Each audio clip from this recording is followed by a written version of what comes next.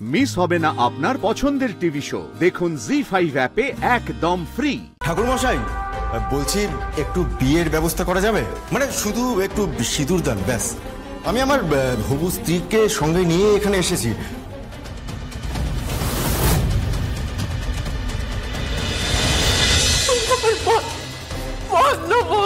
Phone বন্ধ?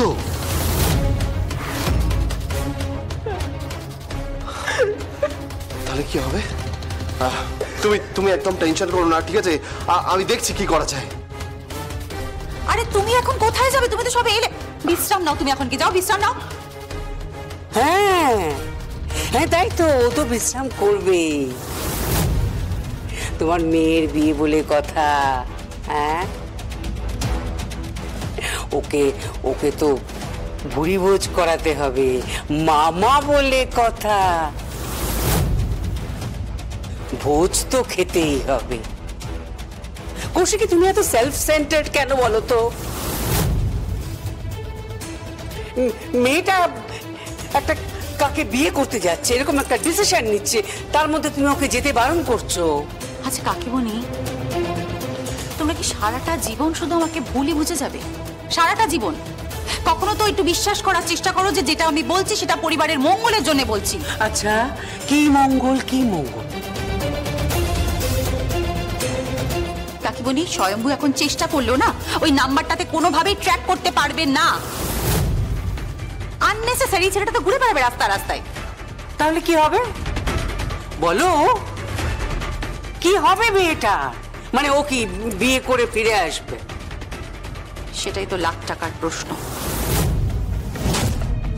মানে কি বলছিস তুই বর্দি?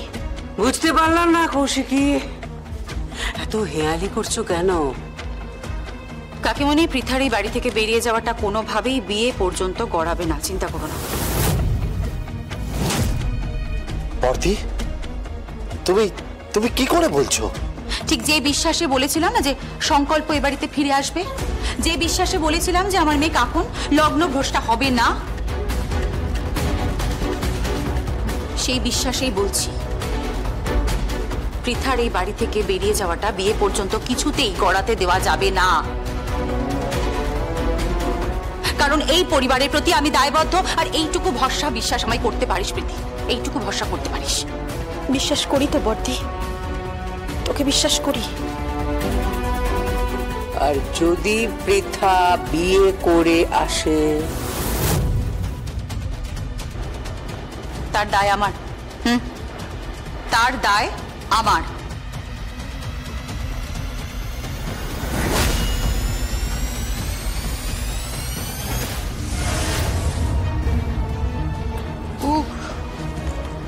ও এতটা কনফিডেন্ট কি করে হলো? বুঝতে পারলাম না। আমি বোধহয় গেস করতে পারছি। কে? যে সংকল্পকে ফিরিয়ে এনেছে সেই বোধহয় পৃথাকেও ফিরিয়ে নিয়ে আসবে। আর কালকে বিদায়ের পরে সংকল্পকে আর ডক্টর শ্রীমতী সেনকে আবার ডিপার্টমেন্টে যেতে হবে, কারণ কাল থেকে আবার জগদ্ধাত্রীর অ্যাটেম্প টু মার্ডারের তদন্ত শুরু হবে। আর সেই তদন্তের ভার আমি নিয়েছি।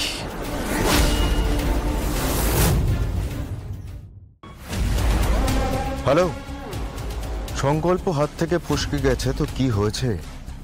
মুখার্জি বাড়ির প্রাণ ভোমরা আমি এবার নিজের হাতে নিয়ে নেব। আজকে রাতেই তো আমার বিয়ে। হ্যাঁ, কিন্তু কত নম্বর বিয়ে খেয়ে জানে।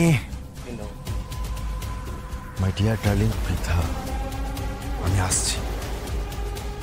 আজকের পর থেকে, আজকে বিয়ের পর থেকে মুখার্জি বাড়ির সর্বনাশ করার দায়িত্বটা শুধুমাত্র আমার। আমি কামিং ডার্লিং, আমি কামিং।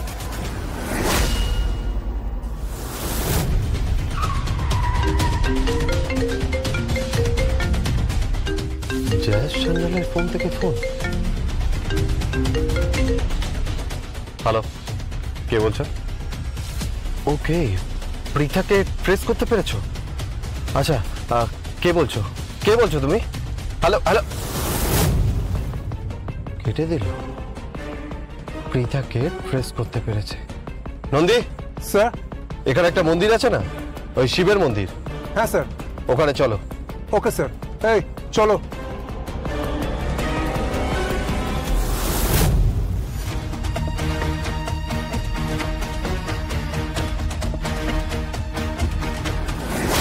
তুমি এসে গেছো?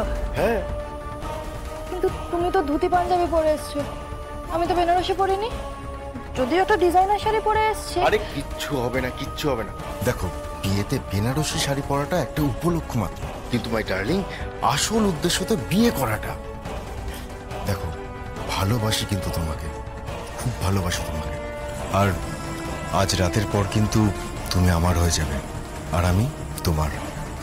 বলুন, আমি কিন্তু বাড়ি ছেড়ে চলে এসেছি, সমস্ত কিছু পিছনে ফেলে চলে এসেছি।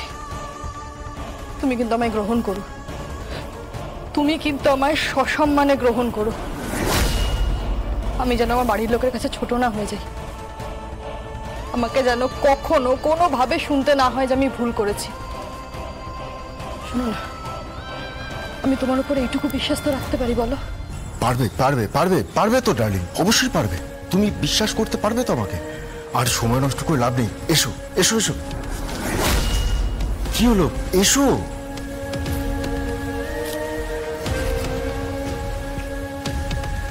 কি হয়েছে? আমার খুব ভয় করছে, আমার হাত পা ঠান্ডা হয়ে যাচ্ছে, মানে মনে হচ্ছে আমার শীত দ্বারা দিয়ে একটা হিমেল স্রোত বয়ে চলেছে। ভয় করছে, আমার খুব ভয় করছে। আমার হার্টবিট ফাস্ট হয়ে গেছে অনেক। তারপর আমার মা ফোন করেছিল, তারপর মাসিমণি আছে না, মাসিমণিও ফোন করেছিল। আমার সত্যি খুব ভয় করছে। আরে ভয় পাওয়ার কি আছে, ভয় পাওয়ার কিছু নেই, আমি আছি তো, আমি আছি তো। দেখো, কিচ্ছু হবে না। আজ থেকে তোমার আমার নতুন জীবন শুরু হবে ঈশ্বরের আশীর্বাদ নিয়ে। আমি আজকে তোমার মাথায় সিঁদুর পরিয়ে দিয়ে তোমাকে আমি আমার সঙ্গে আমার বাড়িতে নিয়ে যাব। চলো, এসো।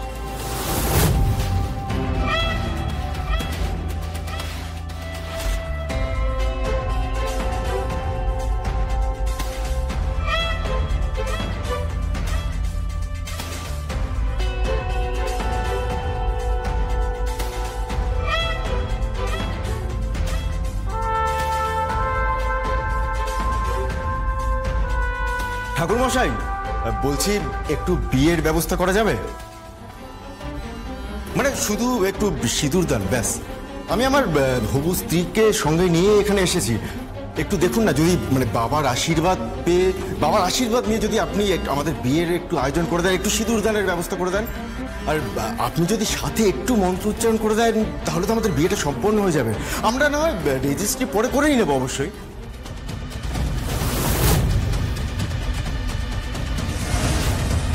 জি5 ডাউনলোড করুন আর সব এপিসোড দেখুন একদম ফ্রি।